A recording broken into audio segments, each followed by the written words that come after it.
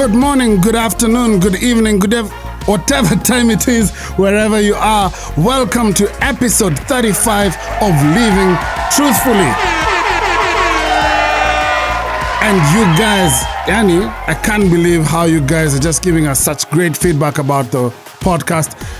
The one for SK Blue last week, you guys, man, gem after gem, just dropping nugget after nugget, and I'm so grateful for the feedback that you're giving me. It was my birthday on Sunday, so I'm still taking gifts. M-Pesa, anything you want to give me. It's my birthday month, so just keep them coming.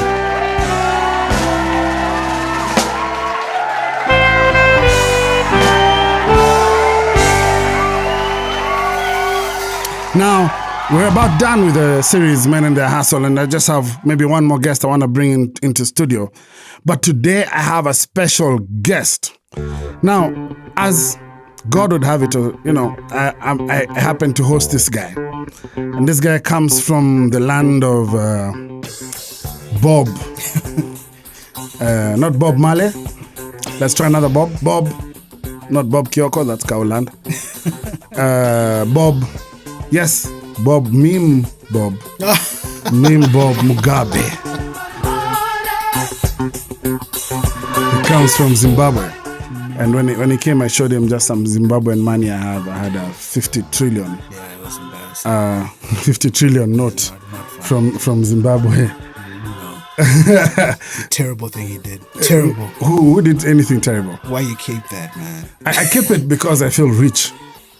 Nah, dog. I have 50 trillion, man. No, please burn that as soon as you can. I cannot burn it. We can't afford that. Ladies and gentlemen, with me in studio is a gentleman called Simba.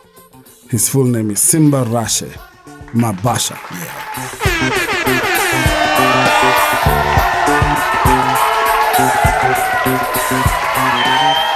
Welcome to Living Truth. Thank you for having me. Thank you for the energy. I was fading a bit, but I'm good to go now. You're ready to go? I'm ready to go now. No. We have to keep the energy going, got fire man. here, yo. Yeah, we have to keep the energy going. So, Simba, let's talk about how I met you, because it's pretty recent. Yes, it is. You were in Kenya. You came in last week. Yes, for the first time in Kenya. Yes, first time. Okay, and why did you come to Kenya? Why did I come? Yeah, I came for Global Unites. It's a global youth organization, peace building. Basically, we focus on helping those in conflict territories, peace build through the youth, training up leadership, providing infrastructure and spaces for people to, capture their future by being peace builders. So I've been with the organization for 5 years, and I've been with the mother organization. Well, we're the mother organization. Where it started was Sri Lanka Unites, and I've been with them since 2010. So the organization is called Global Unites. Global Unites. All right. So if I wanted to engage with Global Unites, how do I get? Check us out on Facebook, IG, www.globalunites.org. Okay. We've just had our second summit, and was very excited to be in Kenya. It was our first time outside Sri Lanka, and the Kenyans hosted us so well. It's a beautiful, beautiful country. Of course we have. The food is incredible, man. Oh yeah. Have you had nyama choma yet? No, I'm sure we're gonna have them tonight, right? Yeah. Okay. So we'll do nyama choma tonight. Okay. Yeah. All No, right. it was good. It was. Listen, we're just trying to help solve youth problems, and in conflict zones, we don't want people to carry on fighting. We want them to control their own destinies, and by helping them become the leaders of tomorrow, we're just doing our part. So in the movement, we have about 13 countries, and 5 are from Africa. So 5 or 6 are from Africa. Good stuff. Is Kenya one of them? Kenya is one of them. And we have people representing Kenya in the Global Unites. Exactly. Yeah, I think I know 2 of them. You know 2 of them. Yeah. Shouts to Amani. Yeah. All right. So shouts to Kanji, sorry. So my boy Kanji hooked me up with Simbaras. And so you decided to stay on for a couple of days. Yes, I did. Why did you stay on? So I haven't been here, number one, and the line of work I do is more in investments, and I'm an entrepreneur. I'm a lawyer by trade, entrepreneur by profession, so to speak, or the other way around. Okay. And I thought that I should come here and just get a sense of the country, the economy, the people, and the opportunities here. Just to see. Okay. I wanted to learn, and all right. I thought I should stay a bit longer. Fantastic. So we're going to talk about your stay, and we're going to talk about maybe some of the things that you're learning. Right. But I want to go back to who Simba is. Where did you get? Where were you born? Where did you grow up? Like, what's your story? What's your backstory? All right, so it's not Lion King.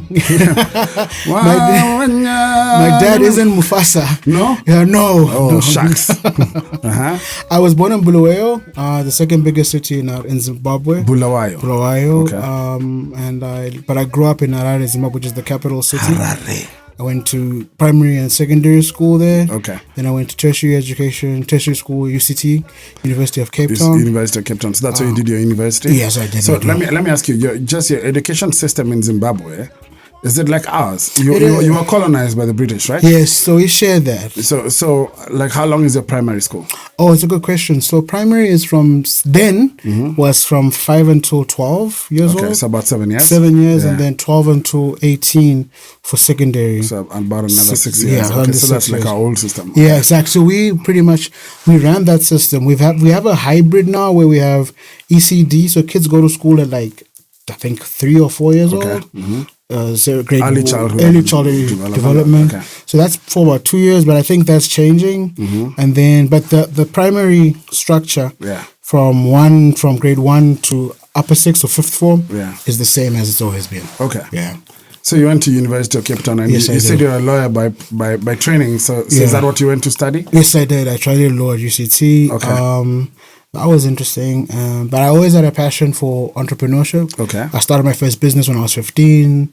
All right. So I wanted to hustle. What was your first business? It was a video club, man. Bootleg video club. Yeah, in the hood. Bootleg video club. No doubt, man. What's a video club? Because I guess there's some terms that will. Oh, for the youngins. Yeah. What's a video club? So back in the day, right, before DVDs and satellite TV, right, there was a club that stored video cassettes, VHSs. Yes. Before DVDs, pay TV, satellite television. Yeah. TV was started in the afternoon. Before Netflix. Exactly. Before Netflix, and chilling. So you would go to the video club. Famous one was Blockbuster. That's the one people know. Yeah. And you'd rent out videos for the weekend. Yeah. So my dad was cool enough that he would like buy us a lot of gadgets. Mm-hmm. So he bought 2 or 3 videos. Yeah. And I realized that I could bootleg these. Oh, so you copied them? Copied them and then sold them in the hood. Rented up in the hood. Oh wow. Yeah. So you were 15 then? I was 15. That was your first hustle? That was my first hustle. All right, let's talk about how your hustle continued.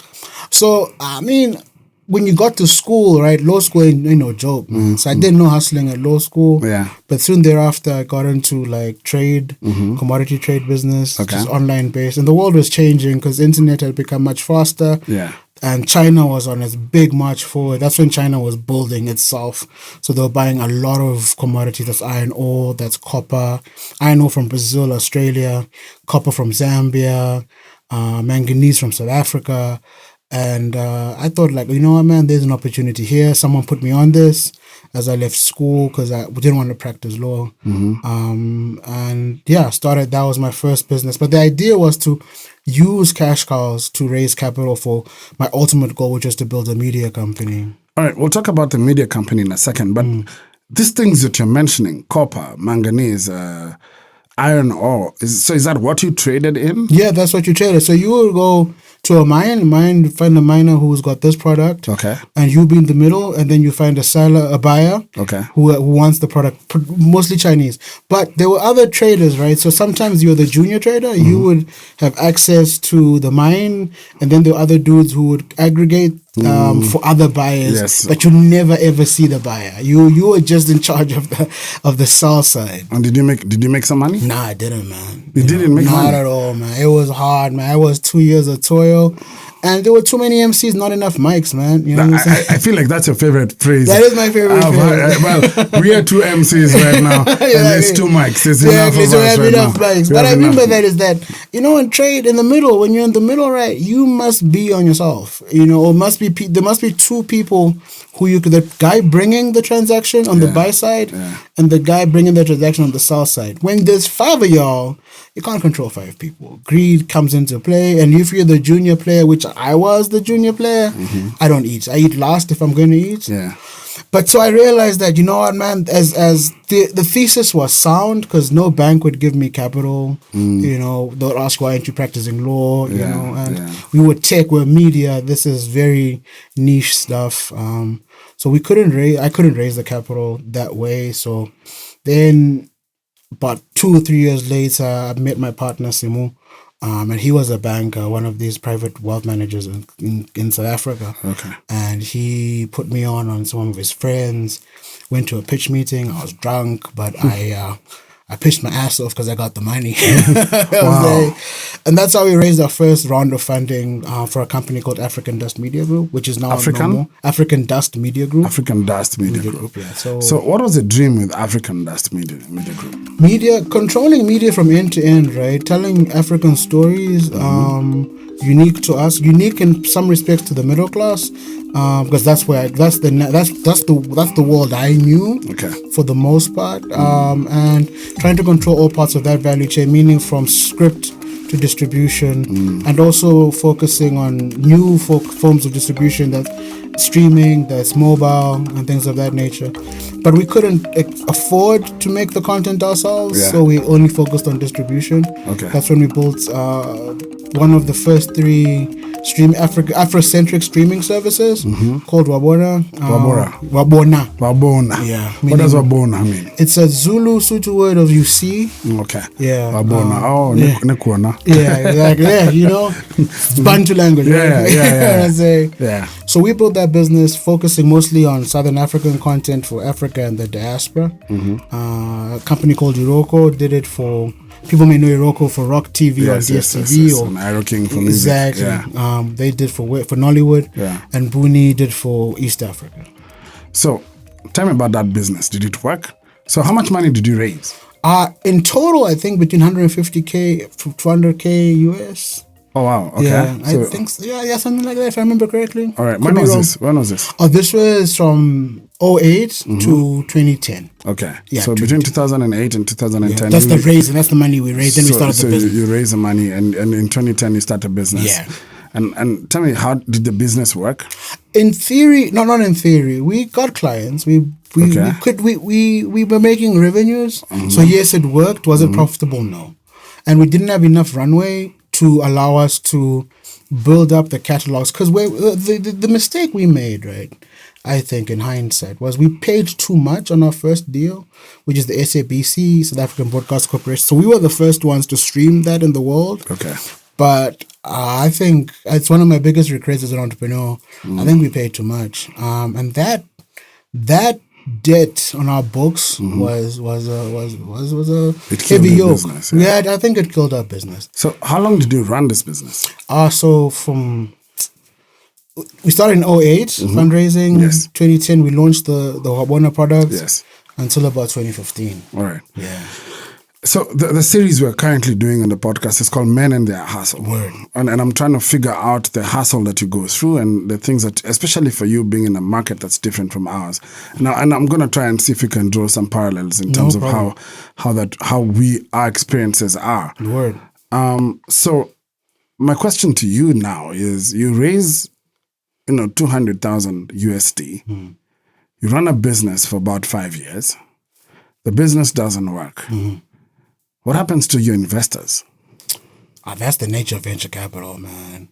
Venture capital is a fascinating space, right? So just a bit of background. Venture capital is a form of what they call alternative investments, similar to to private equity and hedge funds.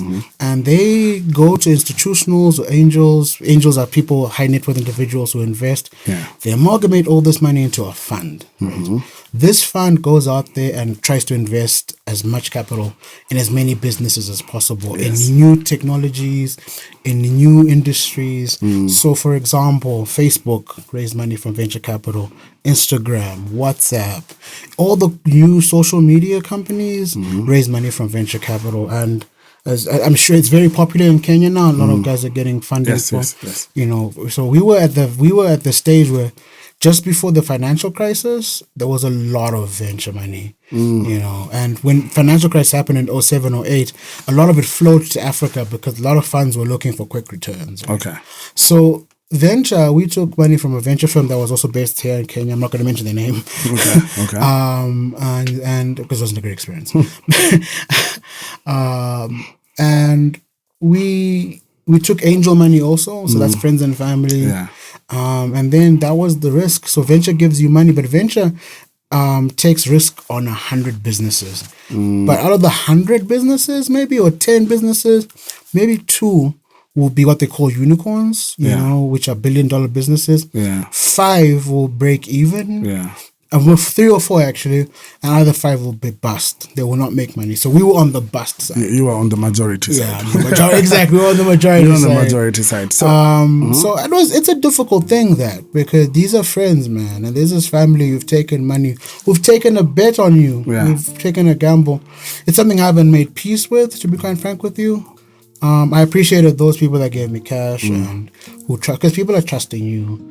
You know, yes, it's a lot of money for someone to give you 35K. yeah, it is. Yeah. I mean, any amount, even a K. Even a K. And I think the problem with us entrepreneurs is we don't sell the risk. Yes.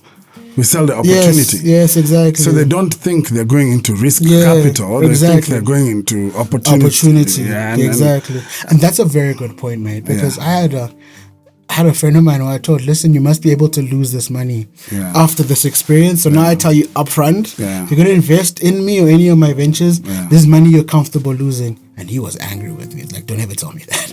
You know? No, but it's true. But it's true, right? It's risk capital. Yeah. It is risk capital. Yeah. So, those guys lost their cash. So I want to...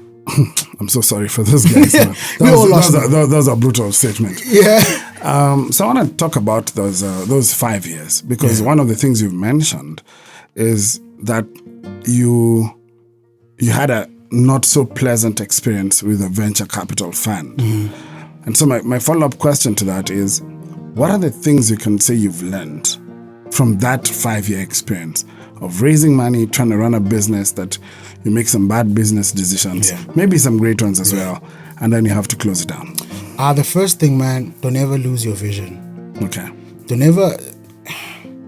You know, when someone says, I'm going to give you money, but I'm going to dilute your equity, you know, that's difficult. Because you've done a lot of sweating and struggling for that business, and they are going to come in there like a shark and say, yeah, I know you need the money, so I'm going to half your valuation, and you have no choice.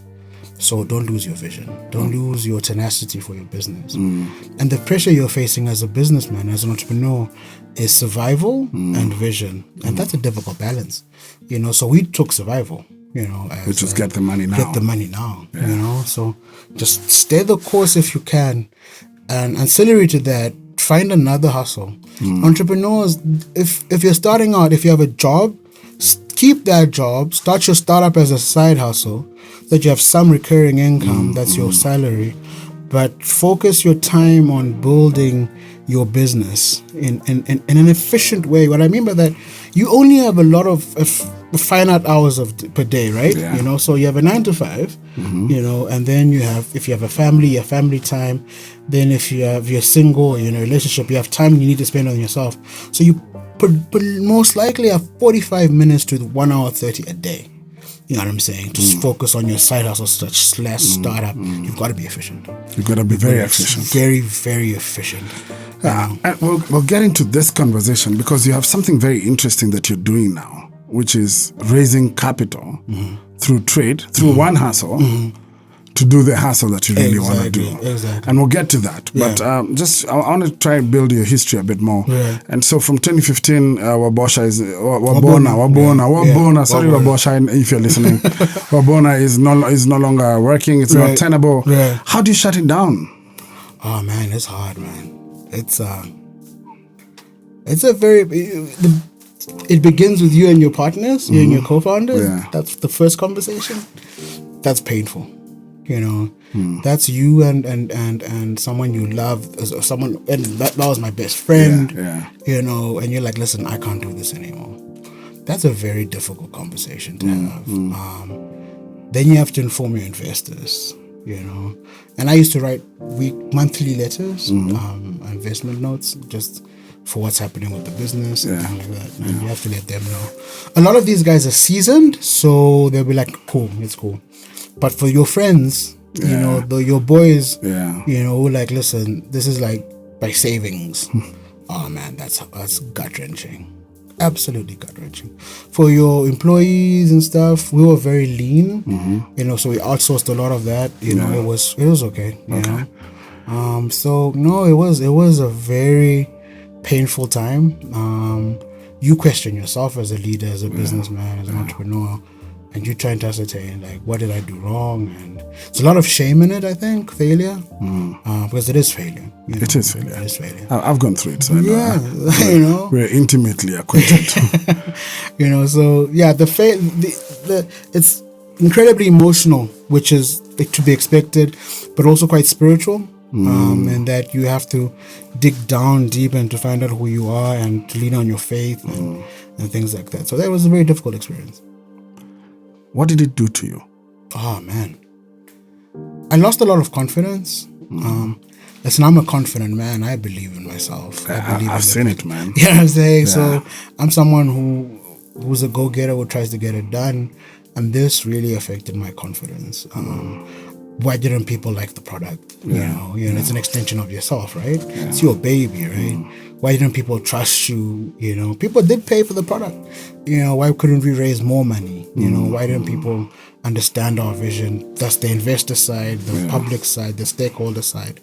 So you lose a lot of confidence, and you're packing up. Like, I packed up everything and I had to start again.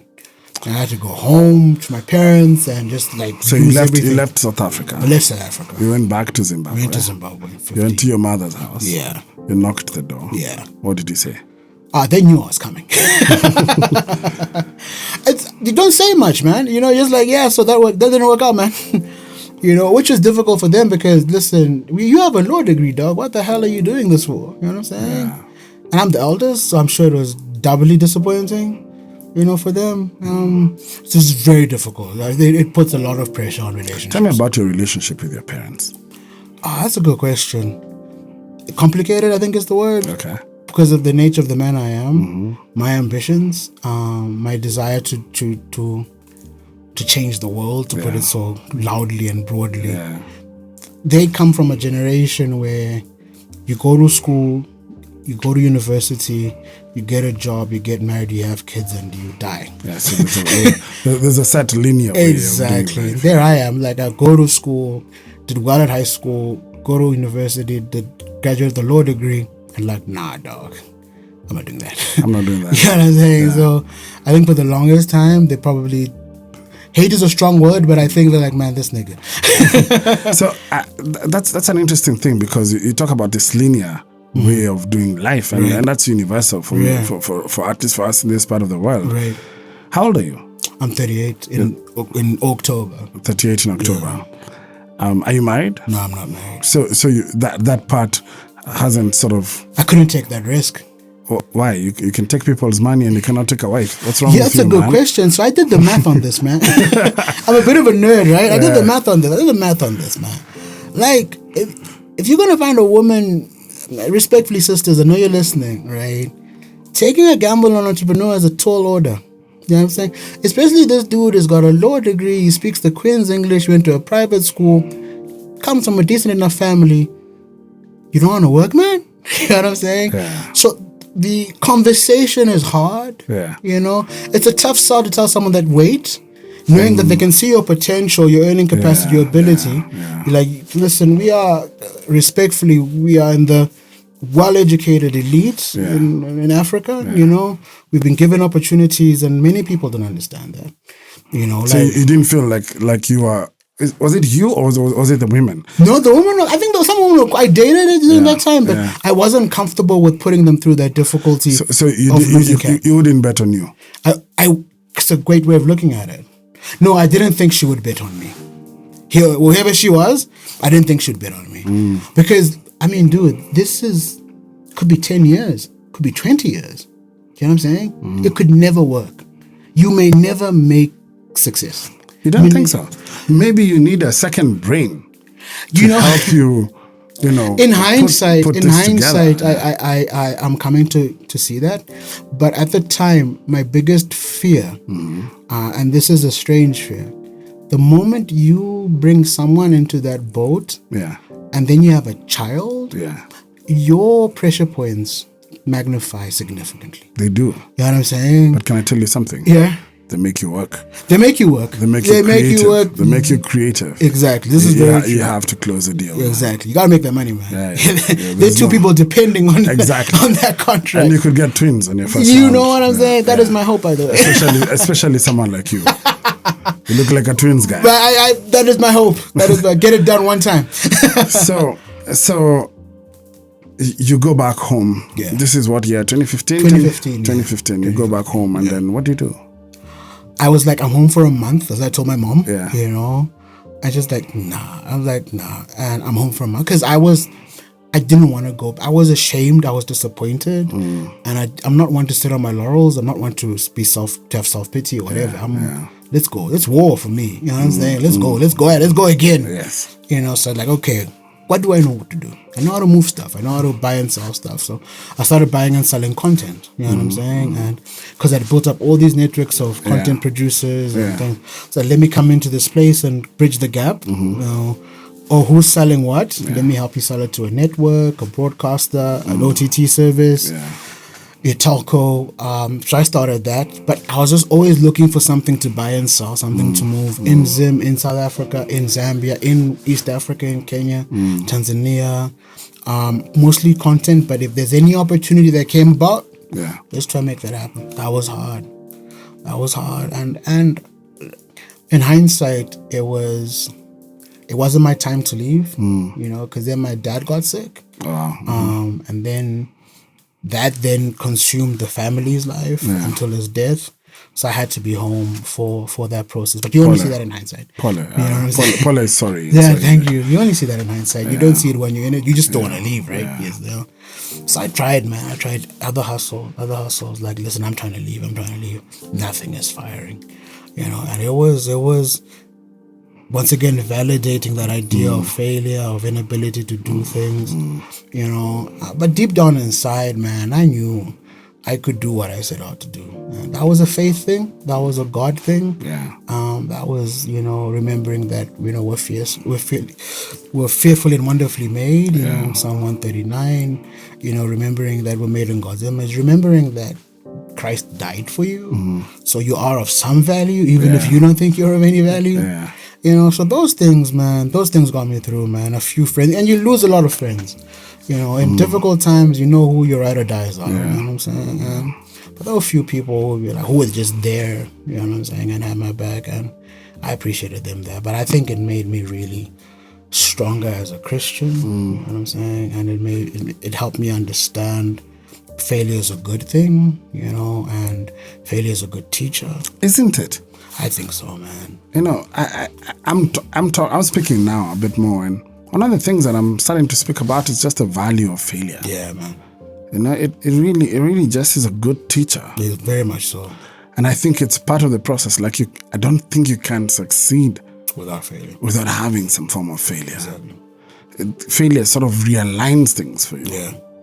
And it also puts things into perspective. Yeah. Life, you know, chasing a dollar, man. You know, you see actually undervaluing yourself when you are now just chasing cash. Yeah. Money is a tool. That's all it is. It's a tool mostly for building infrastructure to make you happy. You know what I'm saying? But it never really makes you happy. No, money, I've learned. You know what I mean? Well, it's easy to say this when you're broke. Very much so. Very much so. But my sense of it is once you take the motions of chasing money out, it's like, listen, money is to get me to A, B, C, D. I've got some rules about this. I've got some moral standards around it. I'm not going to cheat someone for it. I'm not going to steal it, you know, or you can if you want, if you're that way inclined. But money, I'm not going to fall in love with it. It's not going to be my mistress. Yeah. You know, it's not going to be my idol. It's just something I do from 9 to 5 or as an entrepreneur. That liberates you from the pressure of it. Then you just go out there and just execute. You know, but you only see that when you've lost it. That's true. You know, when you've lost its comfort, when you thought it was comfort, you know, and you only see that when you don't have it. How have your last 3 years been since 2016 till now? Oh man, Did you losing move my back? dad was hard. Okay. 17. Yeah. It was a very difficult process. Were you close? My dad? Were you Not close at with the your dad? end, to be honest with you. We it was complicated. I'm the eldest, man. I shouldn't have been living the life I lived. Yeah. Especially the investment they put in, man. Yeah. Listen, I went to 2 private schools. Wow. And I went to expensive school, and my dad paid University, cash, yeah, man. You know what I'm saying? Okay. You know, he worked hard to send us to these schools, man. And here I am clowning as an entrepreneur. So Just selling DVDs, man. you know what I'm saying? Yeah. Clowning, man. And I don't think at the end it was difficult. It was a very it was a difficult process, man. I would say that. You know. And, So how do you climb up for that? You failed in business. You go back home, you're trying to set back yourself up again, and then, your old man dies. How do you deal with that? How do you heal from that? Faith, man. I can't lie to you, man. And I know people say this a lot, like, listen, man, at that bottom, man, it's you and Christ, my man. You know what I'm saying? Really, man, this is no illusion. This is no people trying to, keep themselves warm with some sort of, I know atheists would say you're just imagining that, you know what I'm saying? Yeah. Nah, my man, failure is incredibly spiritual, and God is like, there were moments in my life and I'll be like, this can't be it. This cannot be my life. Yeah. I'm saying, and, but I remembered God, man, or God remembered me, and that was really important. Next thing, once you know your value in God, you value yourself you look at yourself slightly different. Yeah. You look at that failure as a blessing, as a gift. Then you have to then realign, okay, cool, man, this is where I'm at. Where do I go? What are my plans? What can I hustle? You go back to basics and you say, okay, we can do A, B, C, D. We have these skills. So I consulted, for a company in Cape Town, guys I'd worked with while I was in this space. Yeah. That was a blessing. Then I realized, I have an aptitude for investments. I've taken money from people, but now let me give people money. Start raising capital for that and hustling that. You know what I'm saying? So now you've moved into the investment space. Yes, I have. So one of the reasons I wanted to bring you into the podcast is because you have a really good perspective, I think, of where Africa should be in terms of business. Now, last week I had a guest who talked about energy. He talked about communication, and he talked about, can I remember? What was the third one? Logistics. Thank you, producer. It was logistics, energy, and communication. And those are his 3 focus areas in terms of investment. And a lot like you, he's putting money now in investment. You have some areas of your own that you're concerned about. What are they? Agribusiness. Light manufacturing. Media and technology. And fin services. And fintech services, financial services. So why are you interested in these areas? Okay, man, let's begin at the beginning. And the beginning is Africa. The beginning is that Africa is the last battleground for capitalism in the world. Last battleground for capitalism. Okay. Is Africa. Yeah. Africa's history is the last 550 years is a colonial apartheid slave narrative. Yes. Where Africa was pretty much the engine, the labor engine. Yes, for the world, for the world's development. So places like Liverpool, places like Marseille, parts of Denmark, the whole of the United States. Yes. And even some parts of the Middle East. Exactly. Oman, very much so. Yeah. That's another part of the slave trade. We don't talk about the slave trade that went east, right? There are big black populations in Pakistan, in India. Yeah. I met a black Palestinian last week at this conference. I'm told they speak Oman in Swahili. Swahili in Oman. Yes. I think I saw a documentary about that recently, right?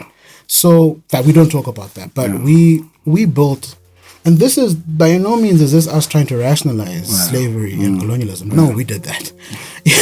We did that. We built the world with labor and with hard labor. Hard labor. Yeah. And we are the biggest landmass in the world by far. Yeah. We are gifted with natural resources and cursed with them, one could argue, rightly or wrongly. We've got gold, we've got iron, we've got manganese, we've got copper, we've got oil. Which have brought a lot of pain. Yeah, diamond. Exactly. But also a lot of joy in terms of agriculture, which is a focal point. And then we have these people, right? These billion people in sub-Saharan, in full Africa, right? Yeah. Full Africa. And the people are the future. We have this fascinating young population. Well, we've got one of the youngest populations. We are the youngest population in the world. 50% of this continent is under 18. Wow. 73% is under 25. We're birthing 2 girl child per boy child. Average I think is between 6 and 8 children per woman in childbirth. Wow. Niger being the highest at 8.75. Wow. You know, we have kids, man. We have numbers, dog. And what built China? And you're refusing to add to these numbers, but it's There are too many, man. I don't know, man. I think I'm doing us a disservice. There are too many of us. yeah. But you're saying China was built by their numbers. Numbers. Yeah. India, numbers. Yeah. The states, numbers and capitalism. Yeah. You know what I'm saying? And even the big economies in Africa are about Nigeria, numbers. Exactly. Ethiopia soon, you know. So any African country with 40 plus is pumping, man. You know, so the founding thesis of investing in Africa is its people. Is its people and its future. The sectors I've picked are food, agribusiness, because you've got to feed the people. You got to feed the people, Okay. right?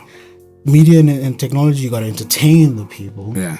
Fin services, you've got to fund the people. You've got to fund and move money. And I hope we've taught you something with M-Pesa. Exactly, with M-Pesa, exactly. Yeah. And that was, as a side note, that's one of the reasons I'm here, man. Yeah. I believe Kenya is the vanguard of African technology, not Cape Town. And I'm sure those in Cape Town who are listening they or South think, African, nah, man. Now you got to come and see what to do. You got to come and see what's happening here, man.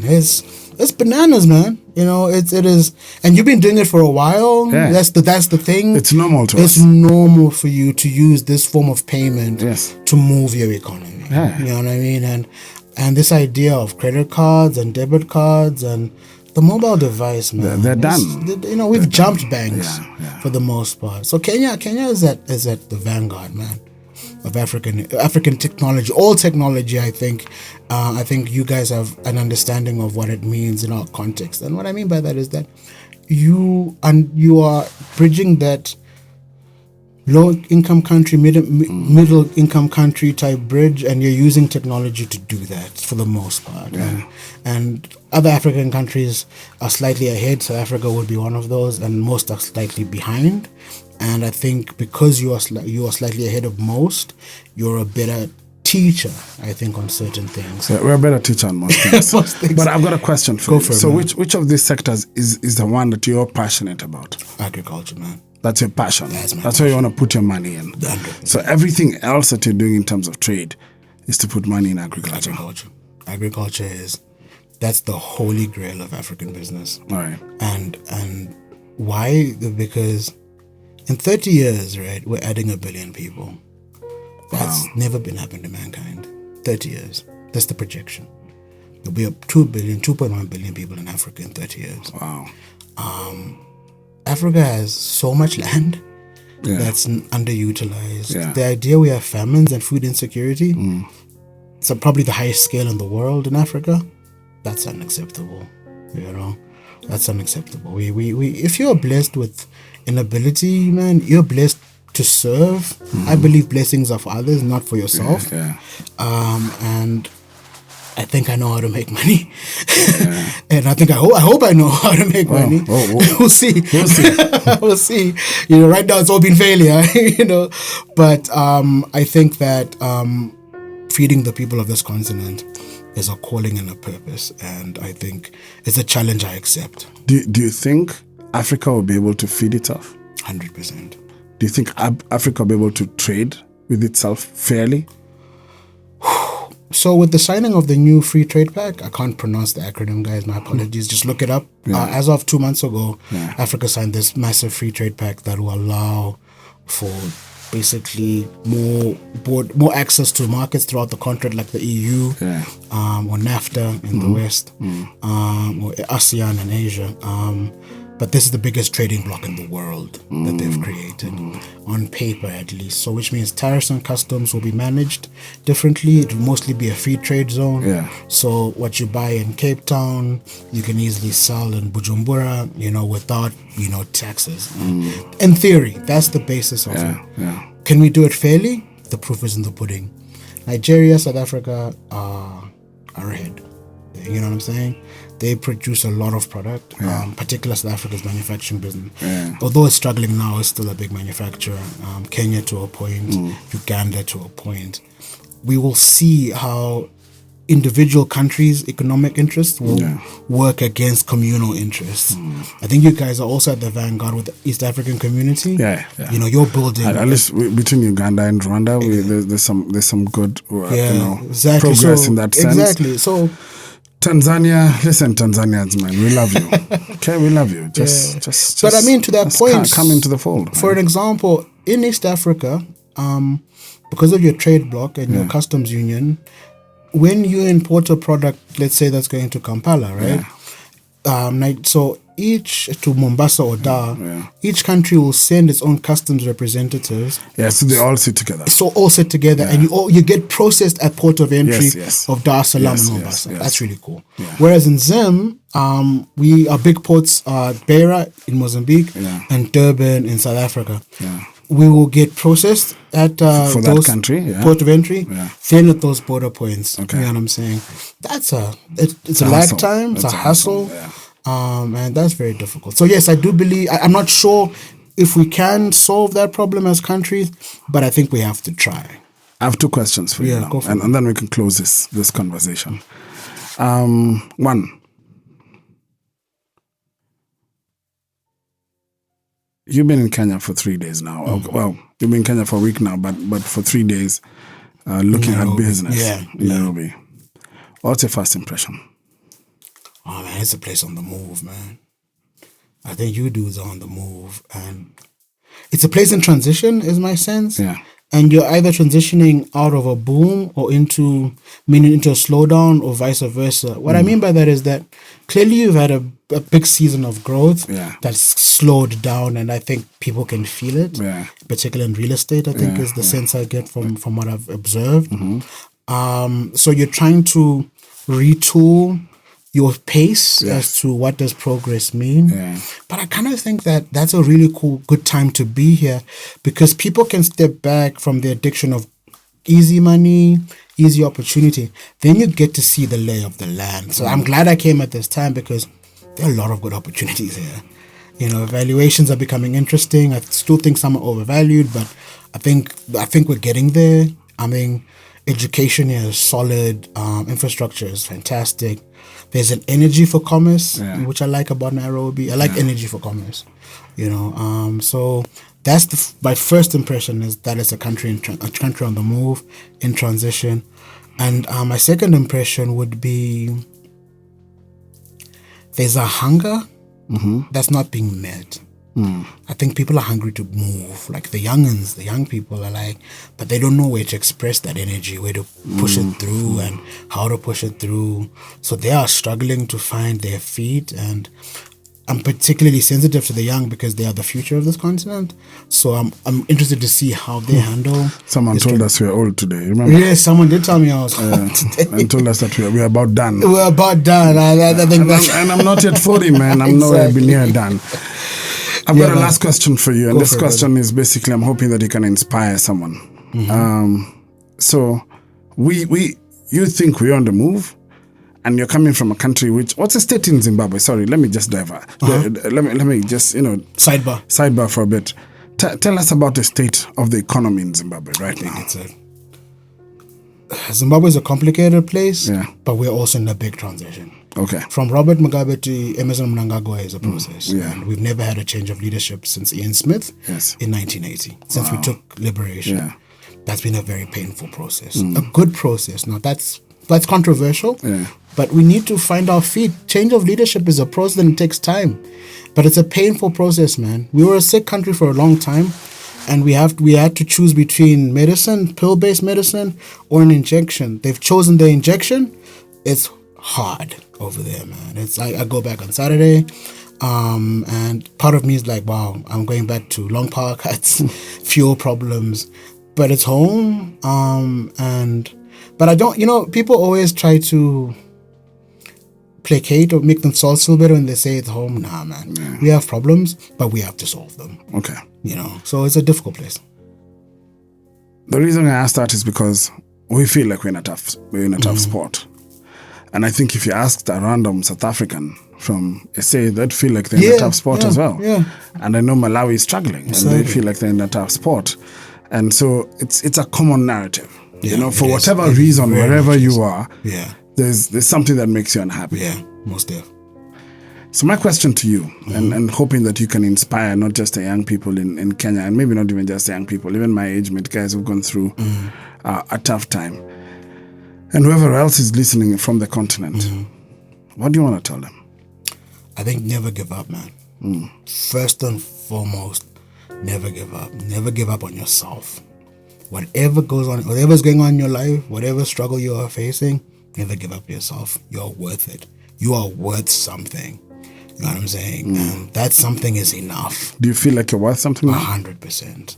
I'm amped, man. I think, listen, I told you earlier this week, I love chaos. Yeah. That's where we make the most money, man. You know what I'm saying? That's when things become interesting, when people are confused, man. Like, what's happening? Like, okay, let's get to work. It's time to work. It's time to work now, man. Africa's going through a tough time. I think the world, we're about to enter a slowdown, a big global slowdown. Oil prices have been ticking up. Most African economies are struggling. Average global growth is coming down. I mean, it's a tough time, and fuel is about to go up quickly in some places, you know. So we are in a very different... This last 11 years of this bull run, you know, is the biggest bull run in the history of at least the West, let's call it, you know. That's coming to an end sooner or later, and that affects us. Don't give up. This is the time to get things cracking. What is the practical way of that? Read a lot. Read a lot outside whatever space you're in.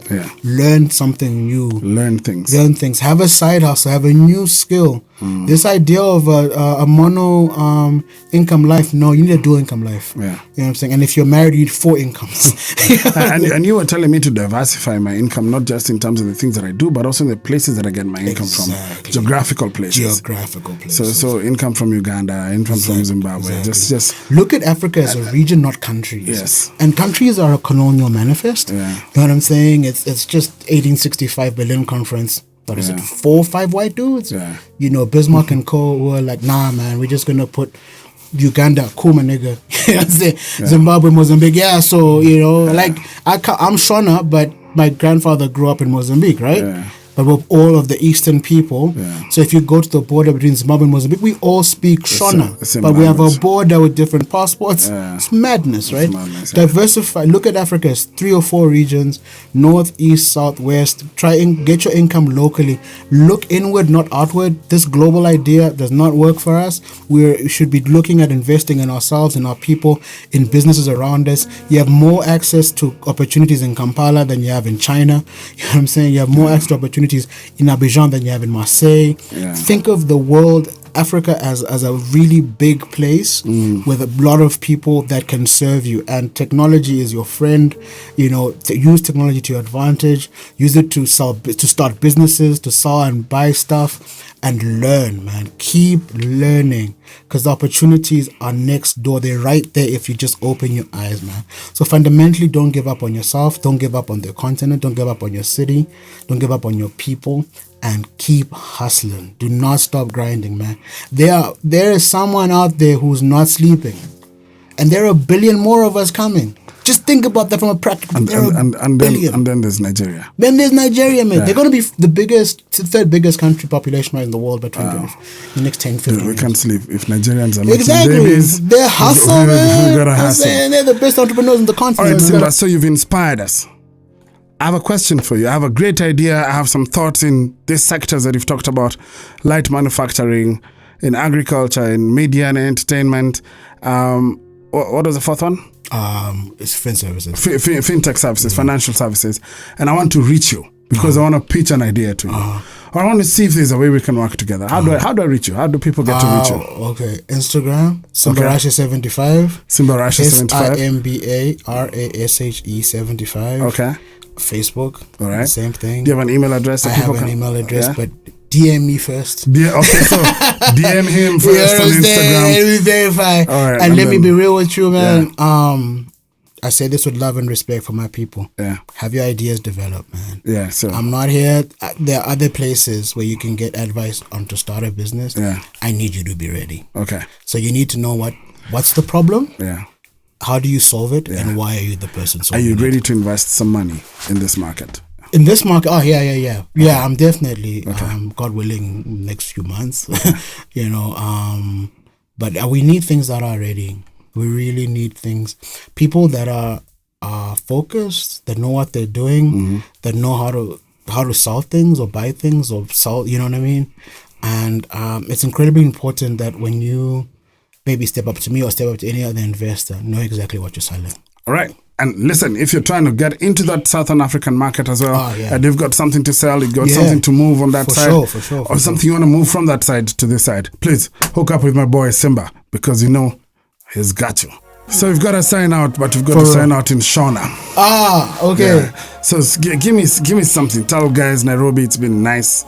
Nairobi is fire. It's a Fire, Nairobi. I had a good time. I had a good time in Kenya. I love your people. I felt at home. I felt welcomed, and I felt inspired. I think you guys, as I said, the vanguard. The continent is being led by you. No one wants to hear that in the south or the north, but the future of this continent is being built here. The future of this continent is being built right here in Nairobi. And listen, I don't know who this story was for, but I want you to know that, listen, your limits are not in this city. The boundaries for you are not just in this city. And listening to Simba for me for the last 3 days, it's made me start to look at my map again. I start to see where else should I be putting energy and space and time into building what God has given to me. So you can't give up. Widen your horizon, widen your tent, and then let's take Africa. This is Living Truthfully. Peace.